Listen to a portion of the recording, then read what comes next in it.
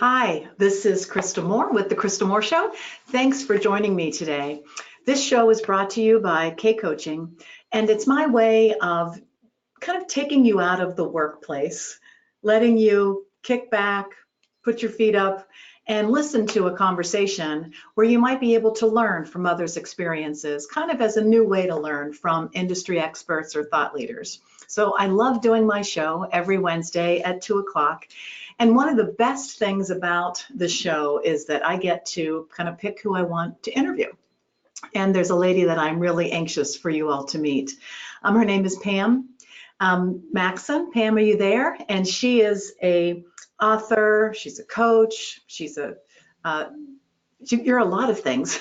Plus, you have a ton of background in education and research at Duke University. And so I'm just thrilled to have you here today. And I thought it'd be great if you could maybe give your bio to the audience, and then we'll get started. Absolutely. Thank you, Krista, for having me here. I'm delighted to be here with your audience today. Yes, so my name is Pam, and I have an interesting background. I grew up in Hawaii, ended up at Penn State for graduate school in human development, where I earned my PhD, and then ended up at Duke University in the 90s. And started teaching at that time. And so now I get to tell my students that I've been teaching longer than they've been alive, which is kind of fun. Yeah, I took a few years during that time, homeschooled my kids. I kind of bounced around here and there while at Duke the whole time teaching. So I've been teaching over 20 years there. And then started doing research operations and management at Duke. So I've had the leadership aspect as well as the interpersonal human development side. And I've always been really fascinated in optimizing people's lives. And so my dissertation was actually on successful aging. And so that's why I'm here today. What was the dissertation on again? Successful aging. Oh, wow. I think I might want to read that. I actually thought I might dig that out of my attic this afternoon. I might need to read it too. There could be a new book. I see some collaboration in the future. Yeah. So I wanted to let the audience know how we met because I went to NC State and I teach how to sell and market your coaching practice to a cohort of students that are there for coursework to get certified in business coaching. And I love going, I go every year, and it's the same course that I took like 16 years ago. So that makes it even more fun. But you were one of the cohorts, and I was talking about Race to Amazing and Race to Amazing self-discovery and the whole concept of the 10-year-old self and going backwards in order to really move forward with more purpose and meaning. That's right. And you like lit up. What I soon discovered is that you were in the middle of writing a book, almost the same kind of topic. Yeah. But a little, different nuances. And then we had an instant connection and we met and kind of went from there. So what I wanted to do is, a lot of the audience knows about your 10-year-old self concept. I introduce it into Race to Amazing at the beginning on the leadership book. But I'd like you to talk a little bit about this book. And it is Finding Your Inner Bitch, and that's a strong word, how to live an abundant and wholehearted life. And I just want you to kind of tell us where this came from. Sure. And, why this book, and that would be very helpful to get us started. Yeah, which is it's a funny title because people who know me know that I do not use strong language. And so in some ways that's in a way the point. But the title came about because I was in a very unusual work situation, and I came out of a meeting and I said, I really need to find my inner bitch and stand up for myself.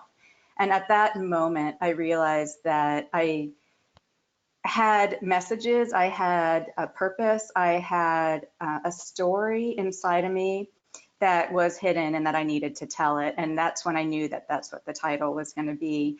I actually have written another book, or it's the same book, but I've changed the title to Finding Your Inner Spark, because there are some individuals who have mentioned to me that the word is a little bit too rough for them. So yeah. I have changed it also, but most people, the Finding Your Inner Bitch really resonates with them because they want to stand up for themselves.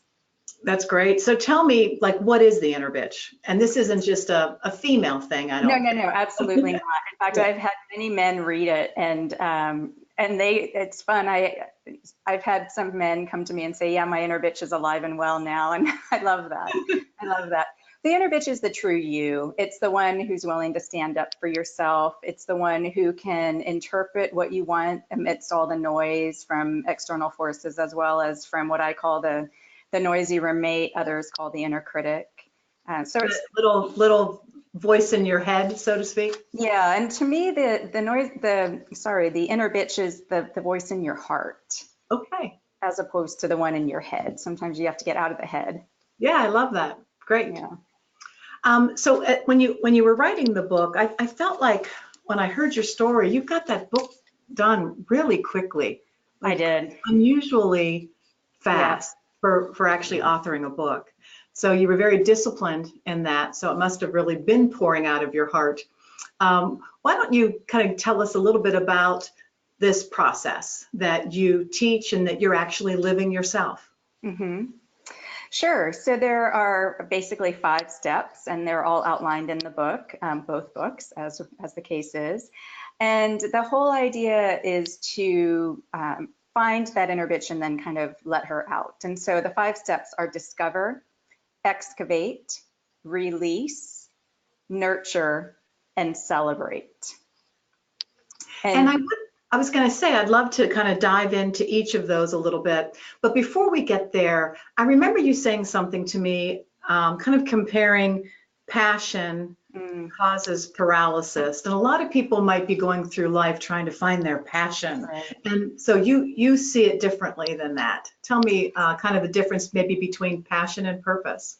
Sure, absolutely. So I have taught a lot of college students, and what I hear from them, because lately, especially in recent history, it's find your passion. Find your passion and the money will follow. Your Mhm. life will be better if you find your passion. And they actually do feel paralyzed because they have no idea what their passion is. They don't even know how to begin finding it. And they feel like this is a huge task. What I've found to be fascinating is that thought and feeling goes across ages. That it's not just the 18 to 22-year-old, it's the 40-year-old who feels like something's missing and they need to find their passion and they don't Mhm. know how. It's the 50-year-old who feels like they need to find it. And what I think is that it's really about purpose, and Mhm. that finding your passion only comes through doing. And as long as what we're doing is according to what we think we're supposed to be doing in life, and that could be, so for example, part of my purpose is to walk beside people while they find their true path. Mhm. And that can be through saying hello to somebody, opening the door. So purpose doesn't have to be this big thing that passion sometimes is thought to be. And the first thing that someone would ask is, well, how do we discover our purpose? I mean, there's Right. books written about it, there's speeches about it. Everybody's kind of got a different approach, but the foundation really all seems to be the same. And even Mhm. what you're writing about and what I'm writing Right. about and talking about, and it does start with that first step that you described, which is discover. That's So why right. don't we kind of walk through those 5 steps for a moment, and maybe the audience can kind of take a little note on it and start going down that journey themselves. Yeah, absolutely. And I love what you said is that it's in our daily lives that even I even hesitate to say find your purpose because that can feel big. It But does. through these 5 steps, I think you'll see what your purpose is. It's not even finding it, it's just putting it into words. So step one is discover, and that's asking yourself, who are you? And I like to do it in a 2-step process. If you're at a party and someone says, tell me about yourself, what are the first things you say? The second step is get rid of all the roles. Get rid of I coach, I'm a boss, I'm a leader, but who are you? What are your values? What do you think? Who are you without those roles? And so it's really about getting at the you, stripped clean of all of the external Yeah, and titles. it's interesting that you say that because we will think, oh, I'm a coach, That's right. I'm a mom, I'm a spouse. Those are what you're defining as roles, Right. and it's more deeper than that, right? That's right. That's right. And Is there so, any kind of exercise that maybe you recommend for deeper discovery? yeah, so I literally have people write out, who am I? Answering the question. You can mind map it. You can, and starting with the roles, because the roles will tell you something about yourself. Hmm. But Hmm. what we often do is we don't go deeper. If you're at a cocktail party and they say, tell me about yourself, you stay right at the surface. Lots of times because we don't know the deeper part.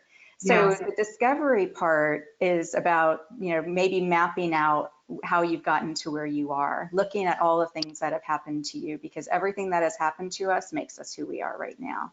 Yeah, so I'm going to add to that, Pam, because this is where we cross so much in our Absolutely. thoughts.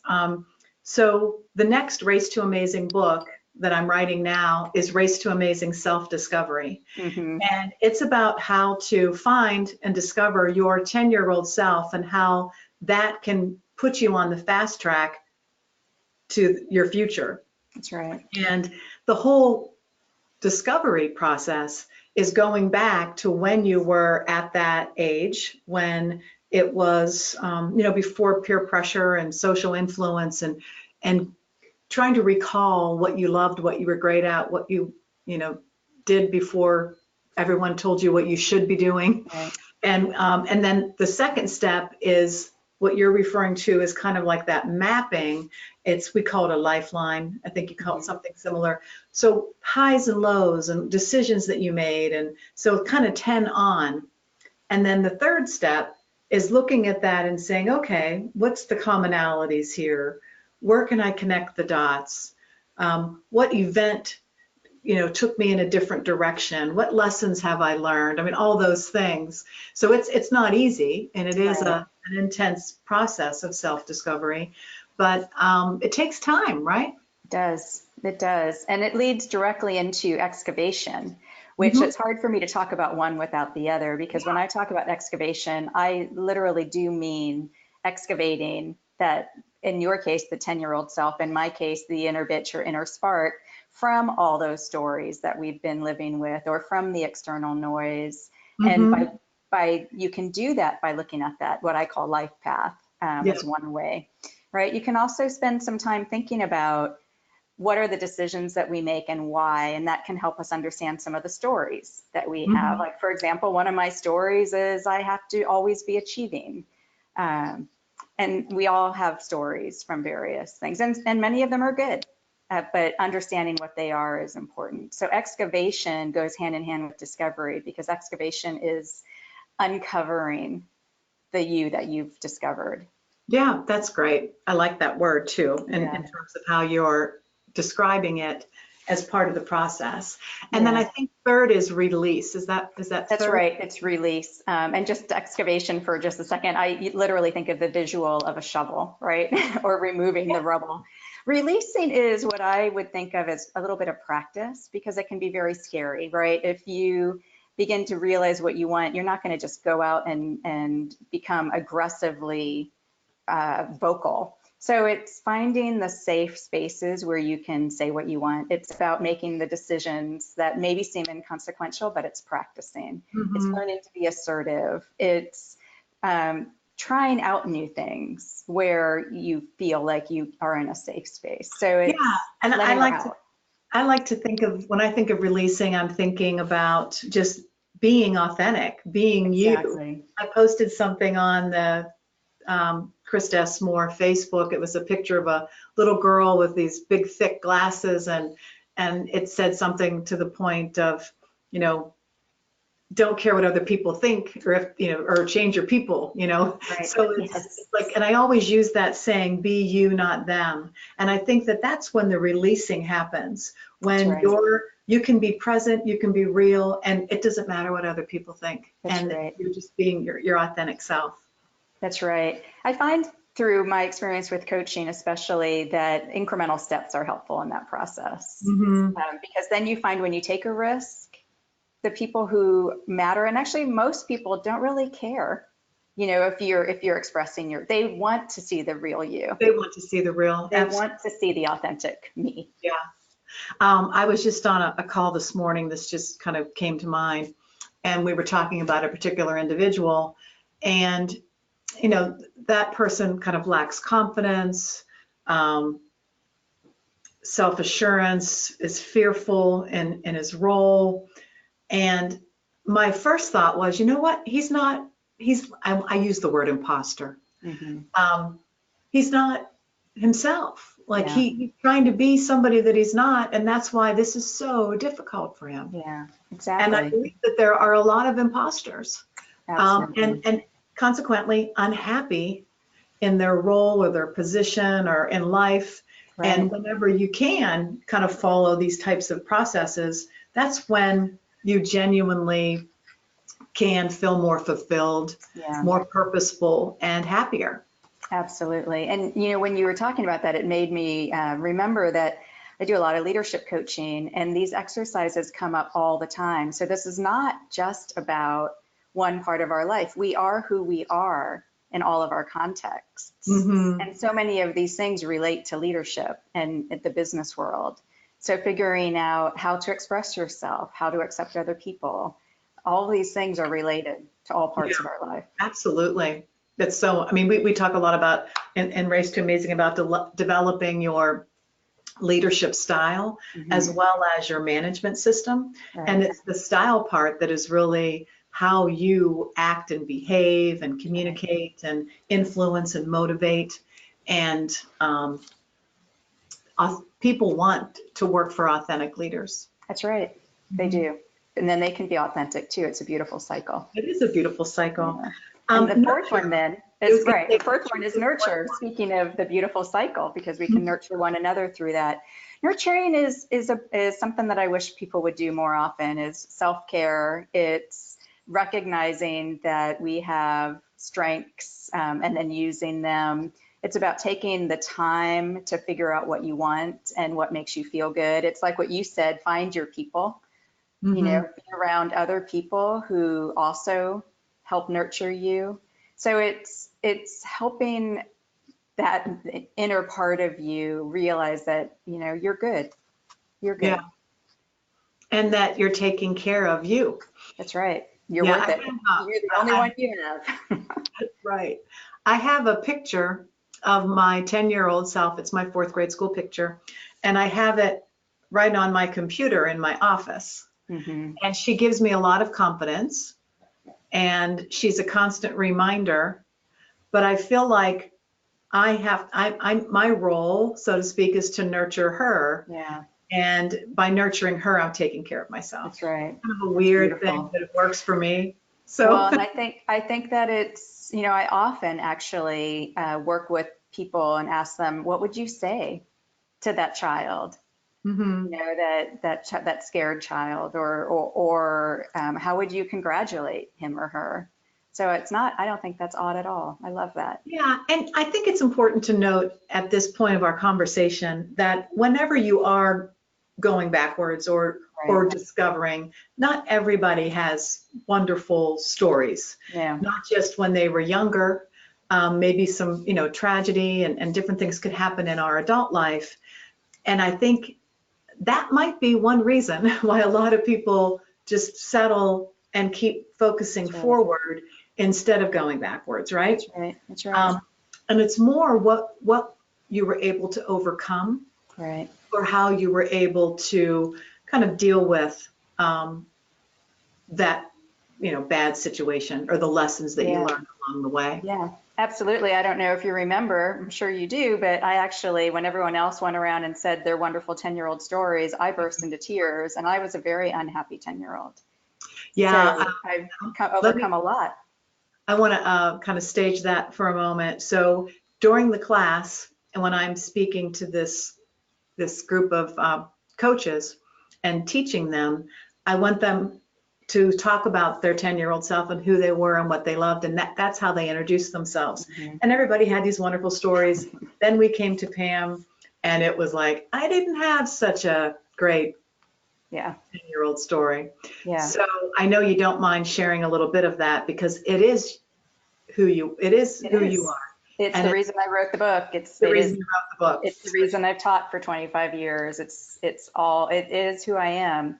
No, I was a very heavy 10-year-old and was hiding under food. I was literally hiding food in my drawers. And I think of it, and the story is in the book, and there's quite a bit about stuffing emotions. So I was literally putting food and my emotions in a drawer. And I was not authentic. I didn't know who I was at that time. Was trying to live up to a lot of expectations, and it took a long time to work through that. But it truly is. I'm glad for it now because it made me who I am, and in some ways, that 10-year-old self did bring me to this moment. Mm-hmm. Yep, that's interesting. Yeah. It's So it's and I really think, well, it's a powerful story because I'm going to give another example of a story, and this might connect the dots for some people. Very similar to what you're saying. It was that perhaps that 10-year-old time that brings you where you are today, and coming out and being the light. I was telling you a little earlier about meeting Gary Sinise, and some of you may know him in CSI New York or know him as Lieutenant Dan in Forrest Gump. I got to meet him personally maybe 2 or 3 months ago, and he was in town for a fundraiser. But the reason that I bring him up is I'm reading his book and I love it. And it's about the grateful American, and the tagline is something about going from self to service. And it's his kind of his life path that brought him where he is today. And when he was 10, his grades weren't good. He was doing drugs. He was playing in a band. He was hanging out with the wrong people, and hardly going to school. Could hardly really read. And the drama teacher came up to him and saw him in like his torn jeans and hanging out with his, friends, and said, "Well, you all look like gang members. You should come try out for West Side Story." Bingo. He goes, and that was life-changing at that age. But in his mind, he thought that his path and his purpose was to be an actor. Well, then there's different events that take place, such as him getting the big part as Lieutenant Dan in Forrest Gump, and then that put him in a different path to be representing Vietnam vets throughout the world and going on different tours of duty and doing entertainment and supplying school supplies with his foundation to school kids in Iraq. I mean, it just goes on and on and on. But all these things that happened wouldn't have happened if he wouldn't have went to do the West Side Story. right. And now he has a whole new endeavor, which is finding a cure for a disease that his son was diagnosed this past summer that doesn't have a cure. But he could never lead that without the platform and the experiences that he's had up to this point. So now he's thinking, well, maybe this was my purpose. And the reason that I want to tell that story, not only is it I'm really in the middle of the book and I love it, but just when you think you might have it all figured out, there could be another twist or turn, and maybe just to be aware of that, right? That's right. Right. And the fact that, one, you have to look backwards to see the whole picture. And two is that, I don't believe there are mistakes. They brought you here for a reason. So decisions you made, they all brought you here. And what are you here at this point in time for? Yeah. And they make up who we are. That's right. My empathy and experience, I think, has helped a lot of young women at Duke who have similar eating issues and those things in a way that others might not be able to do. So I'm grateful. Just to go to is it okay if I go to the last step while we're talking about that? And because since we're celebrating the things that happen in our life, and the last step is to celebrate. And that is one thing I don't think we're very good at, is taking time to celebrate the good things that happen in our lives, to celebrate who we are, to take a moment and celebrate each other, celebrate all the things that we are inherently, as opposed to all the necessarily the letters behind our names. Yeah. So it's, the 5 steps together. And you asked me earlier that you said that I went through this process, and I like to say that I'm still going through it because, like you said, we don't arrive. We continue developing. Yeah, I'm still going through the process, and I mean, there's some significant changes taking place in my own world where my focus is on doing more of those things that I'm feeling drawn to do, or where I find more purpose and meaning. Collecting and using my talents, goes back to I used to pretend I had a television show, and look at me, I'm doing my show because I can. Right. So there's a number of different elements to that. One of the things that strikes me that I want to just talk a little bit about before we hang up is you and I both have an interest in doing retreats as a way to really create transformation. That's right. I'm a teacher at heart, teacher, trainer, coach, consultant, whatever you want to call me. But I'm passionate about continuing to learn, develop, and grow, and really inspiring others to be their best. And you might say that's a bit of purpose for me. Absolutely. And I feel that. I feel like I'm living that, but there's more that I can do to live that more fully. And one of the things that I believe is that in a retreat kind of format where you get away from the office, you get quiet, and it's being facilitated in a way that you are taking the time to do deeper dive, to do the discovery, to do the mental kind of planning and preparation, and then come out of the event, refreshed, rejuvenated, changed.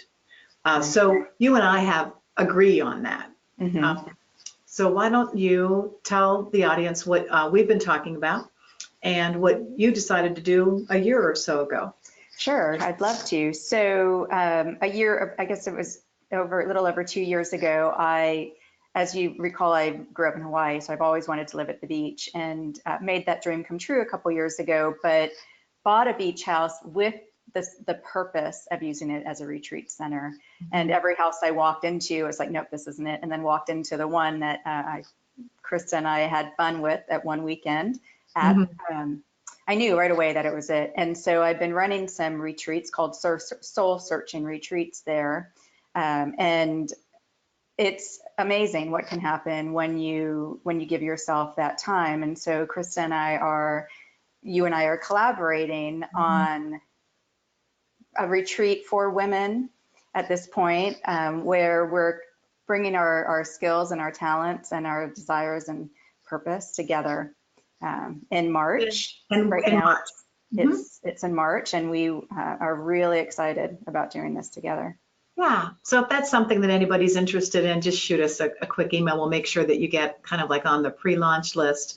The other thing I'd like to mention, since we've got the moment, is I have another retreat that I'm planning for learning, and it's in May 17th through the 21st. And Eddie and I are doing it together in a beautiful retreat center in the mountains of Tennessee. And it is called Race to Amazing, and it's after the book, but it's a retreat format to take you through the Race to Amazing system and program so that those that are attending leave really focused on what they need to do different to be more effective, and also leaving with a strong business plan and strategy and really having their own personal accountability to getting things executed. So it's going to be fun. And it's a different form of learning, and I'm really looking forward to that. So if anybody's curious about that, we haven't publicly announced it. I plan on publicly announcing it on the 25th. So if you're curious and you want a seat or you want to check it out, go to racetoamazing.com/retreats, and all the information's out there. So more on that, as we continue these shows and continue communicating, because both of us know this is the direction we want to go in. Yeah, that's great. So it's fun to hang out with great people. It's fun, yeah. I want to share a slide that has your contact information. Okay. And if anybody wants to reach out to you, they certainly can. I encourage you to get the book. I have enjoyed reading it, and you can choose which one you want. Finding Your Inner Bitch or Finding Your Inner Spark, whichever one feels best to you. That's right. But they're available, so what would you suggest people do to stay in touch with you? Yeah, so I would love to hear from you. You can reach me via email at pam@pamelamaxson.com or via my website, which is www.pamelamaxson.com. If you do go to the website, when you go to the website, I am giving out a free e-workbook based on the book, and would love to share that with you. Great. Thank you very much. Well, All I want right. to thank you, Pam, for being my guest today, and I want to say goodbye to everyone and have a wonderful Thanksgiving. Take care. Thank you. Bye.